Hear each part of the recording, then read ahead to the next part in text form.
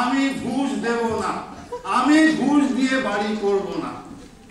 শোনো হ্যাঁ আর্কিটেক্ট, তোমরা তো আবার ওই দিতে দিতে বিশ্বাস করো না, কিন্তু আমি করি। হ্যাঁ জানো তো, মুক্তিযুদ্ধের সময় আমি বাড়ি ছেড়ে চলে গিয়েছিলাম, আমি একজন মুক্তিযোদ্ধা। হ্যাঁ হ্যাঁ কি বললেন? 30,000 লোকের রক্তের কোনো মূল্য নেই। ও ওটা 30 লাখ হবে। আচ্ছা যাক, বাজে কথা বলবে না। এই দেশ একদিন সোনার দেশ হবেই, হতেই হবে।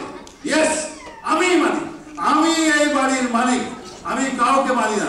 আমি বাড়ি বানাবো, কাউকে তোয়াক্কা করি না। আমি লাখো তোমার সাদা ভক্তিপতি এ সমস্ত আমি বিশ্বাস করি না। এমনকি আমার মায়ের যদি কিছু বলতে আসে, তাকে আমি এমন